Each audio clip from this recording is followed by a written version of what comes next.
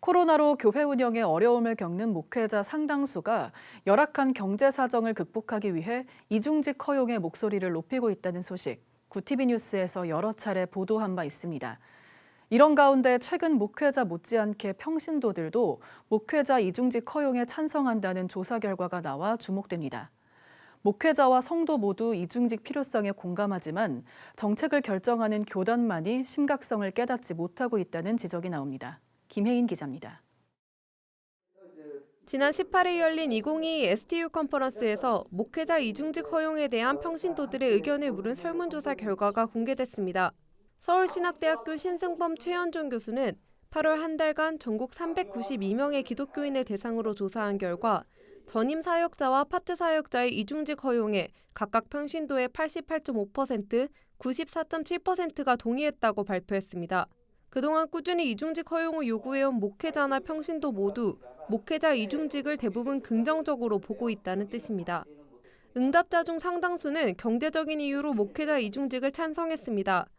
가족의 생계를 책임져야 하기 때문이란 응답이 가장 많았고, 교회가 경제적으로 지원하지 못하기 때문에 세상 가운데 사는 것 자체가 선교이기 때문에란 답변 순이었습니다. 이중직은 미자립교회뿐 아니라 자립교회 목회자에게도 허용돼야 한다는 의견이 높게 나타났습니다. 목회자가 이중직을 가졌을 때 좋은 점으로 신자들의 삶을 오히려 더 잘 이해할 수 있다. 그래서 이게 80%가 넘었습니다. 그러니까 그런 면에서 볼 때 물론 현재 상황에서는 경제적인 이유에서 허용돼야 하지만 장기적으로 볼 때는 이중직 자체가 오히려 목회에 긍정적인 영향을 끼칠 수 있다라는 입장이 상당히 많았습니다. 목회자와 평신도 모두 이중직을 찬성한다는 조사 결과에 정작 정책을 결정하는 교단만이 심각성을 인지하지 못하고 있다는 지적이 나오고 있습니다. 예장합동과 감리교는 2018년, 2020년 이중직을 부분적으로 허용했고, 예수교 대한성결교회는 2021년 미자립교회에 한해 제한적으로 허용했습니다. 예장통합은 조건부로 허용했으며 기독교 대한성결교회는 아직 이중직을 허용하고 있지 않습니다. 먹고 사는 문제이기 때문에 그래서 이건 굉장히 시급하다라고 생각이 들고 우리 조사 결과에도 그것들이 나타나는데 따라가지 못하는 거는 교단 정책 자체가 보수적이고 근데 아까 얘기한 대로 신학교의 교육도 마찬가지라고 생각이 들고 교단 정책을 주도하는 분들은 대형 교회 목사님들 또는 어떤 자립한 교회 목사님들이요. 정말로 필요가 거기에 반영되지 않는 부분이 있다라고 생각이 들어요. 목회자 이중직을 새로운 선교 영역의 확장으로 봐야 한다는 해석도 나옵니다. 이중직을 허용하면 목회자들이 성도들의 삶을 더 잘 이해할 수 있을 것이란 의미입니다.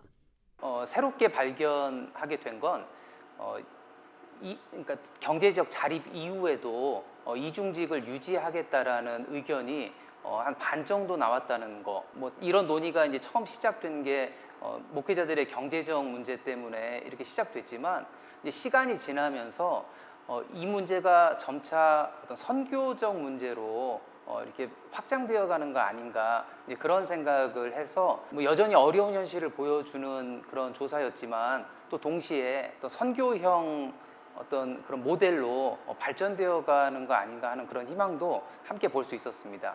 목회자 이중직, 이제는 허용의 문제가 아닌 시대적 상황에 따라 변화하는 목회 방향성에 대해 고민해야 할 시기입니다.